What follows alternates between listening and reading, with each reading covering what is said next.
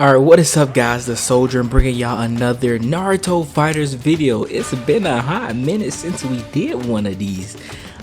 In the previous video we discussed DLC concepts of who we think will be in the first pack of DLC 1 when it comes to a Naruto FighterZ. And just to preface everything once again, this is not solidified. We haven't even got an announcement for Naruto FighterZ, but I want to keep the hype going because this is a game that I will be madly in love with if we get this game. I really need this, and if you guys really want this, please let me know in the comment section below. And by liking the video, we need to hit 25 likes every video like I've always been stating lately.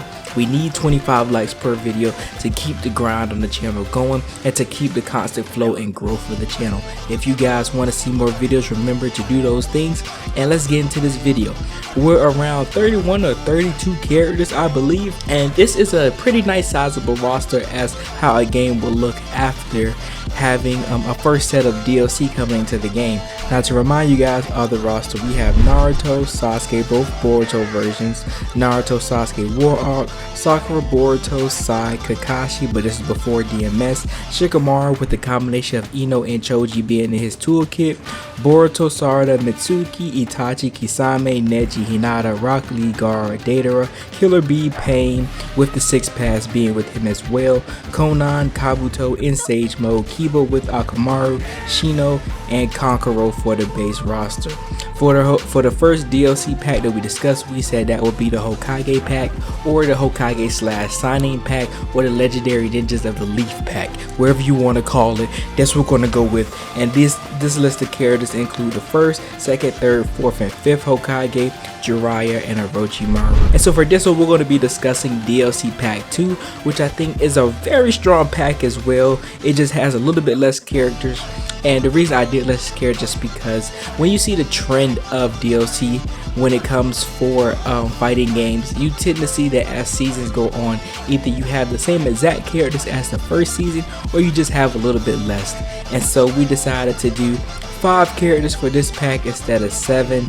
And so for the first character we want to go with is Obito. Obito is a very influential character within the series. He has a very pivotal moment within the War Arc, and he's just a very dope character. Also, he's an Uchiha. People love Uchihas. Obito is one of my favorite characters in the series. He's actually my favorite Uchiha out of the entire series, and I love that character so much. This will be his War Arc version because we're going to be calling this the War Arc pack.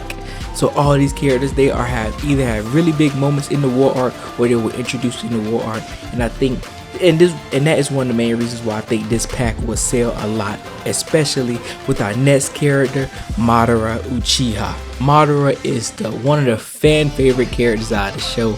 I think possibly the only characters that could possibly be more popular than Madara is maybe Sasuke himself and Itachi, but for the most part everybody loves Madara. I personally don't care about him. I've stated this before on Twitter, whatever. He's cool. He just lost my interest in him once he became the 6-path version of himself. Now for this character, I think that he should be 2 in 1, meaning he should be the regular form that he was in when he first got introduced in the War Arc, and then he should have a sort of install, and installs are like transformations that he can do within the match that the player has to input. So for instance, Golden Frieza is a transformation that Frieza can do in the game. You just have to spend meter to do it. And so I believe 6-pass Madara should be a install, just because for me personally, I don't like 6-pass Madara, but I know people like that character, and I know that that is probably his strongest form of himself.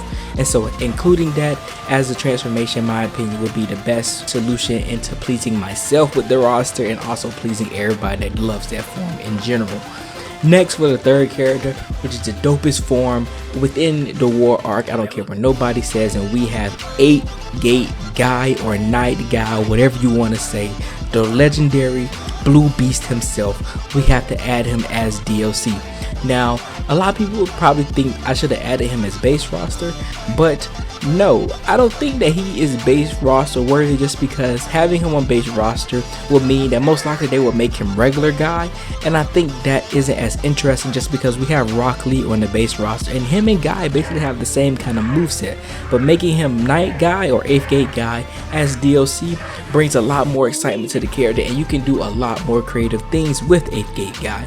And following that, we have the next best character within the war, which everybody loves as well, DMS Kakashi. We recently got him in Shinobi Striker, and everybody loved the character, but he was copied and pasted in Shinobi Striker. So with the Naruto fighters, they definitely won't do that, especially if it's arc system doing that. He's going to play completely different, or at least somewhat different or unique enough to the point that he wouldn't feel like regular Kakashi. And so DMS Kakashi having his Susanoo, having the Kamui Shuriken, you can do a lot with this character, and he would sell amazingly. Like, all these characters I named so far is a top tier war arc pack for DLC. All of these characters will sell really good, but the only character that will probably have some sort of controversy or maybe a lack in sales is this very last character in the pack, which is Kaguya. Now, I'm not saying that she should be released last, but she should be included in this pack just because she is an influential character within the war arc. And even though a lot of people don't like her, she does have pretty cool abilities that I think I like, and I think will fit more of a zonal archetype that people will kind of find interesting.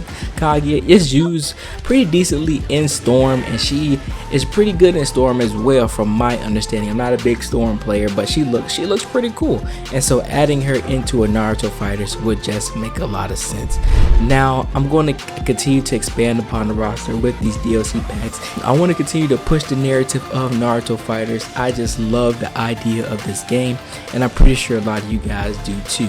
If you guys did enjoy this video, please remember to leave a like and subscribe to the channel. I'll see you guys in the next one.